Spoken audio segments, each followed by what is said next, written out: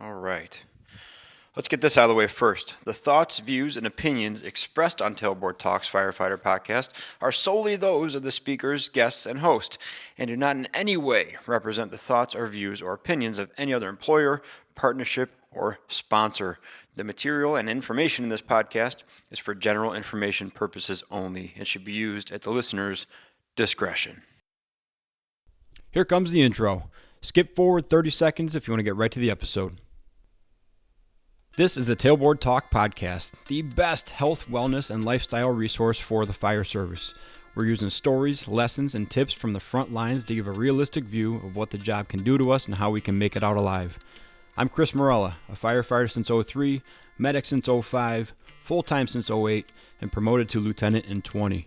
I'm also a personal trainer and strength coach, and I'm here to give you the best information and host the best discussions to make us capable and durable, both on the job and away from it. So grab a heater, steal some fancy creamer from First Shift, and let's go chat. Hey everybody, welcome back. Tailboard Talks Firefighter Podcast. My name is Chris. I'm your host and soon to be Fourth Shift Firefighter company owner. Right now it's Fourth Shift Fitness. I've been talking about this for the past few weeks. We're going through this change to be Fourth Shift Firefighter, and it's happening when this comes out, the day after it comes out on the 1st, September 1st. Changing everything over, Fourth Shift Firefighter, and for a few reasons.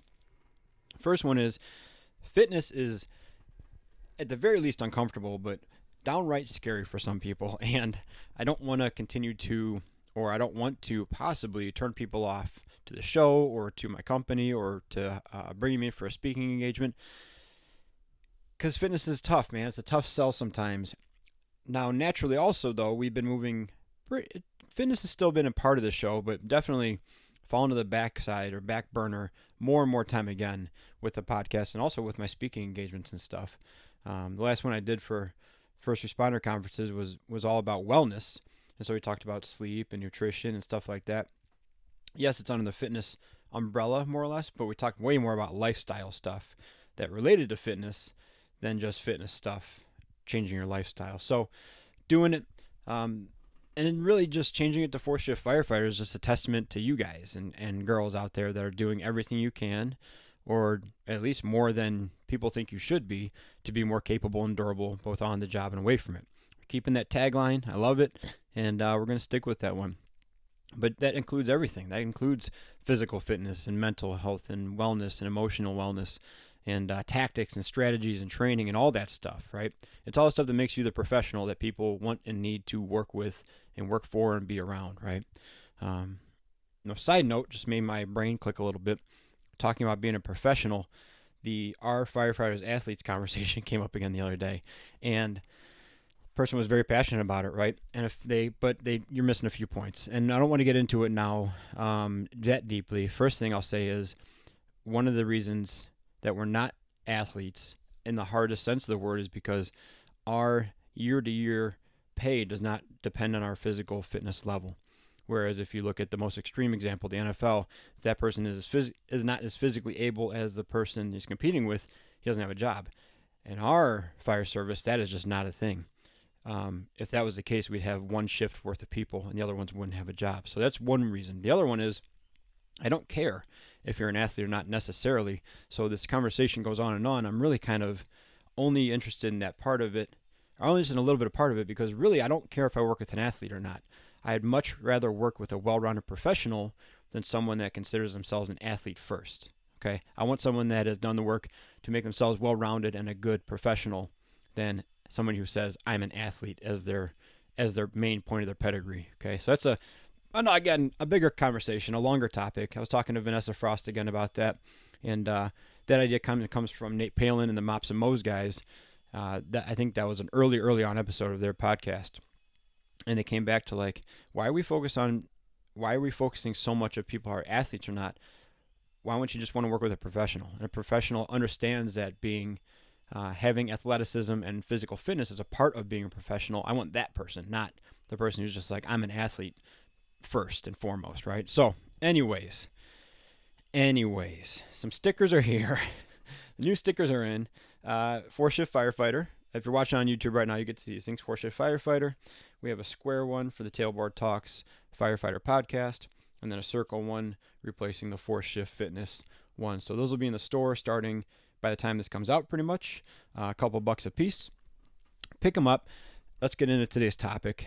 We're talking about what happens when you go to work and, man, you just cannot get into it. And this happened to me the other day. I went on the bike ride in Michigan. We drove there, did the bike ride, drove back. Day 1, day 2, day 3. And day 4, I went back to shift. And I think mine was a mixture of physical tiredness and also just mental fatigue after bringing the RV 6 hours, doing a tough bike ride the next day, RV home for 6 hours the next day, right back to the kids and Katie, and then the next morning going to work. I think I was just ready for a little bit of chill time.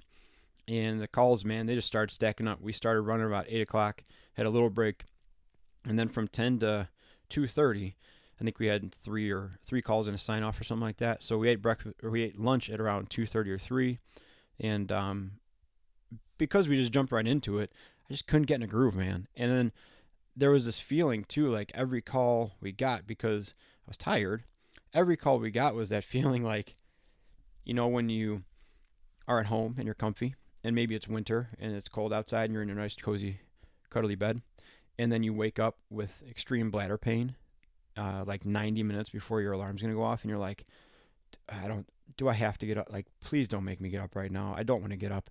That's how, like every call felt like that. And then any like chore or task around the station felt like that. Like, do I have to? Like, come on. And, or like when you're trying to leave the house and you have your armful of stuff and you're like, I forgot my coffee. So you run back in and get your coffee and you're like, I forgot my something. You'll go back in and get it. And then while you're in there, you put your keys down and then you come back out. And like the third or fourth time, you're like, no, I don't know where my keys are. Come on. Like, it's just a hassle. It's just in the way of something, not specifically, but specifically. So I think mine was a lot to do with just being tired and mentally fatigued. Sometimes when you go to work, though, there's no real good reason. Like, your crew's cool, your assignment's good, your station's fine, calls aren't, you're like running like mad, but for some reason you just can't get into it. And those things happen. Like, I think nobody likes that feeling, but it definitely happens, man. And it's tough because at that point you almost like get frustrated with yourself or think you should be better or doing better, or you try to figure out why it's happening. You can't think of a clear reason, so that's just annoying, right? But it happens. And so I asked the question on Instagram, like, well, what do you guys do when that happens, when you go to work and just can't get into it, right? And I'm going to go over those answers in a second, but before I do that, I want to tell you what I do, okay? What I do is I simplify, first and foremost.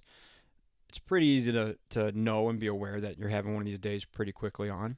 And so pretty quickly on, if I have that feeling like, man, I'm just not jiving today, I'll simplify it. I'll say what absolutely has to get done today.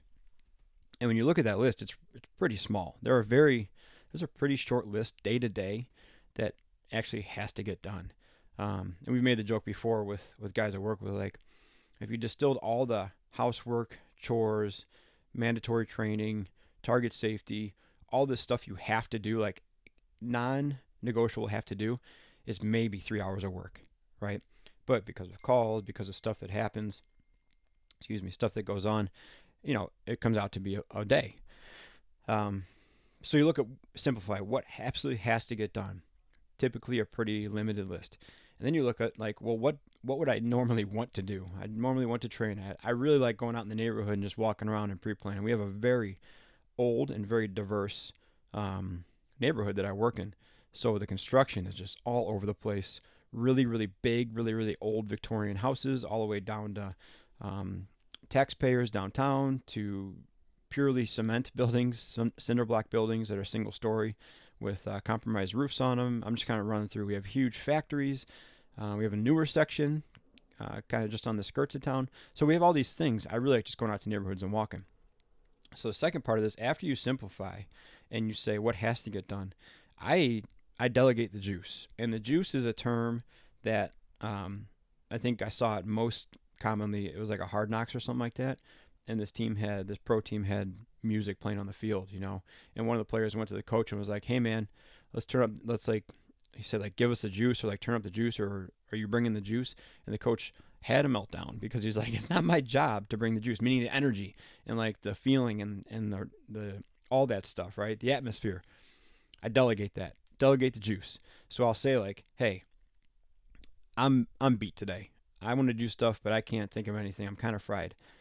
Can you come up with like a tabletop tabletop topic, or can you think of a place you want to go walk around, or pick out a building you want to go pre-plan? Give it to someone. You're still driving it, right? You're saying like, hey, I want to do these things, but give it to someone. Say, hey, here's a little bit of ownership. Here's a project. I want to do what you want to do today because I just don't got it. So simplify, delegate, right? And then fall back on your experience. We got a long career. If you feel out of it or just not connected once a shift, or I mean, not once a shift, don't do that. Once a month, okay? That comes out to like 10, 12 shifts over the course of the year. You got 30 years to figure this out. That's not that many days of being disconnected when you look at it. Now, on the flip side of that, so that's using your experience, knowing that next day I'll feel better. Let's just roll with the punches today. I'm not going to be a ball of fire on anything. I may even be disinterested in some things, but next day I know I'll be back to my baseline. For whatever reason, I'm out of it. I'm going to figure this out and I'll be back next day. So you fall back on your experience knowing like this too shall pass kind of thing, right?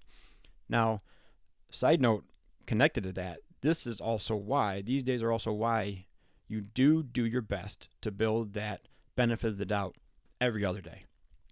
This is why if you come in every single day and half an hour after checking out the rig, your toes up in the recliner, or you're isolating yourself and playing video games on your phone, or you don't want to eat with the crew, that's not building the benefit of the doubt. And there might be specific instances where those are appropriate or expected, or because of past happenings, relationships, maybe you playing video games and not being with the crew is the best thing.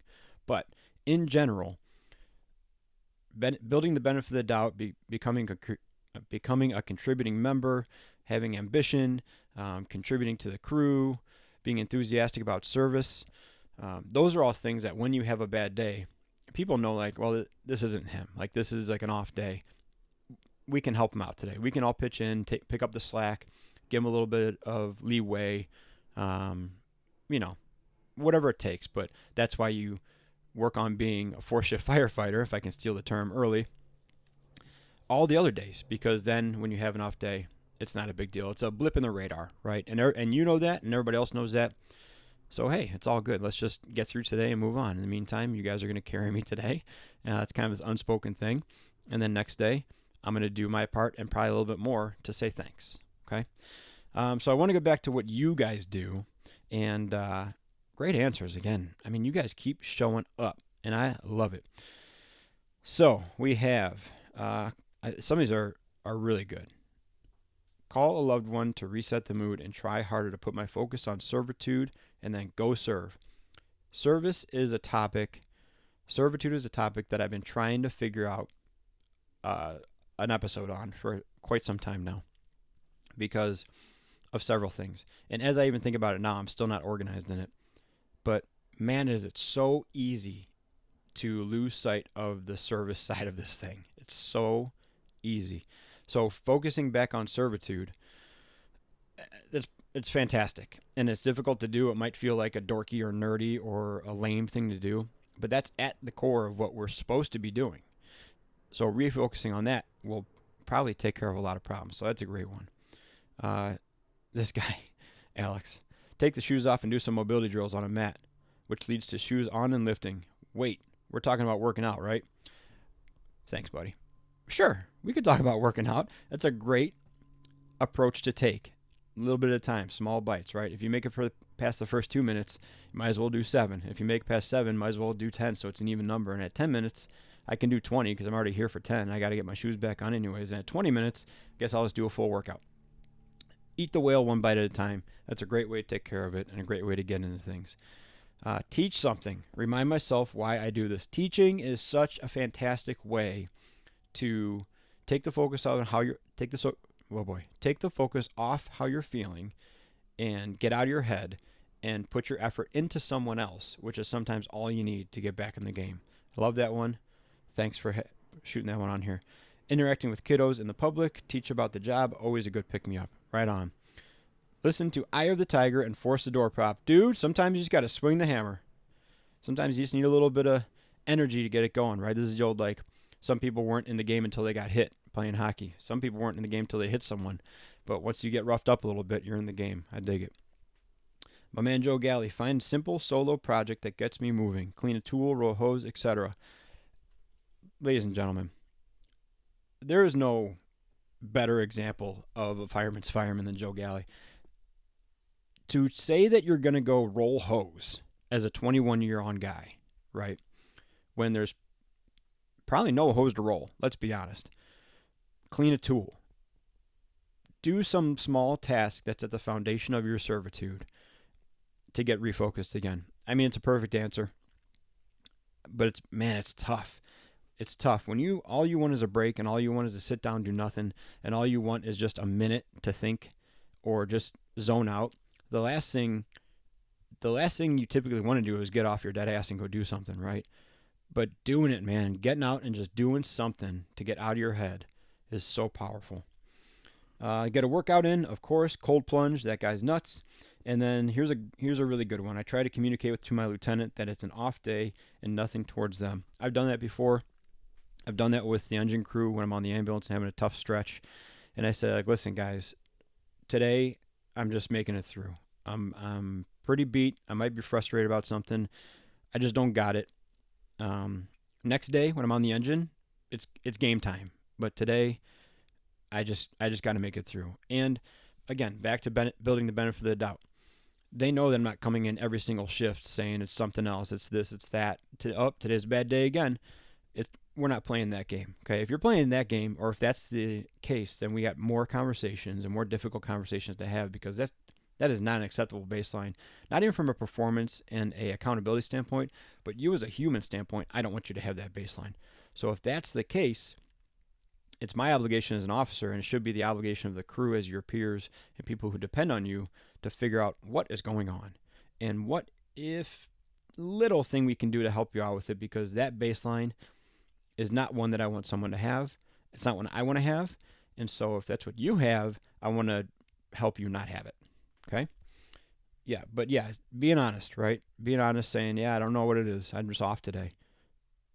That's a good move to make. It's a good move to make. Everybody knows then, and nobody's wondering what's wrong with this person. They haven't talked to me all day, or why aren't they cleaning the toilets yet, or what I got to do this guy's paperwork too.